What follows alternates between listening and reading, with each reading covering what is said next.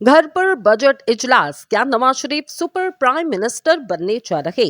पाकिस्तान मुस्लिम league नून के सदर नवाज शरीफ ने बुध को लाहौर में अपनी रिहाइश का जाती उम्रा में बजट से मुतालिक इजलास की सदारत की। इस इजलास में वजीर आजम शहबाज शरीफ और वजीर आला पंजाब मरियम नवाज के अलावा कई विफाकी और सूबाई वज़रा और सरकारी अफसरान ने शिरकत की।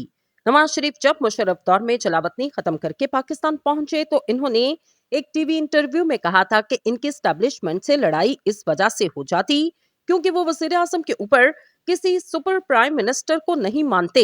गालिबन इनका इशारा फौज के सरबराह की जानिब था।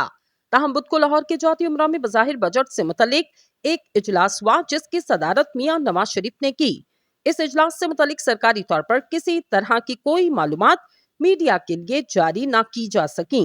सुबह 11 बजे वजीर आजम शहबाज शरीफ अपने सरकारी प्रोटोकॉल के साथ जाती उमरा पहुंचे। इसके बाद दीगर वज़रा और सरकारी अफसरान की आमद का आगाज हुआ।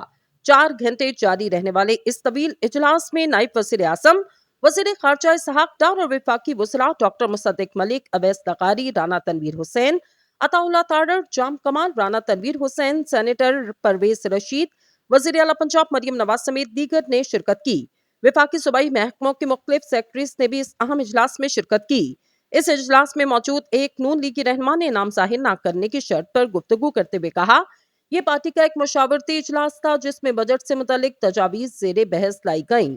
ये तय किया गया वफाकी और सूबाई सतह पर अवाम को हर मुमकिन रिलीफ मुहैया करने की भरपूर कोशिश की जाए। वफाकी वज़रा भी थे, इन्होंने अपने अपने महकमों से मुतालिक ब्रीफ किया। नवाज शरीफ साहब ने सबको सुना और कुछ तजावीज उनकी जानिब से दी गईं। इन्होंने बात जारी रखते हुए कहा कि वज़ीर आज़म भी इस मशावरती इजलास में मौजूद रहे। इन्होंने यकीन दहानी करवाई, हर तरह की कोशिश की जाएगी कि आम लोगों पर बजट का बोझ कम से कम डाला जाए। एक रोज कबल नवाज शरीफ को पार्टी सदारत का ओहदा दिए जाने के बाद वो हुकूमती मामलात में भी पहली मर्तबा मुतहरिक नजर आए। इससे पहले वो पंजाब हुकूमत के 2 इजलास में खुद शरीक हुए, ताहम वफाकी हुकूमत के मामलात को उन्होंने कभी इस तरह वाज़ेह तौर पर नहीं देखा। ऐसे में सवाल ये उठाया जा रहा कि क्या एक पार्टी सदर हुकूमती मामलात बराह रास्त चला सकता? आईनी माहिर सुमेर खोसा कहते हैं कि इस बात के 2 पहलू, एक ये कि वज़ीर आज़म और वज़रा चूंकि खुद भी सियासी पार्टी का हिस्सा होते और अगर एक सियासी इजलास हो जिसमें सियासी फैसले करना हो तो इसमें कोई मसाइका नहीं।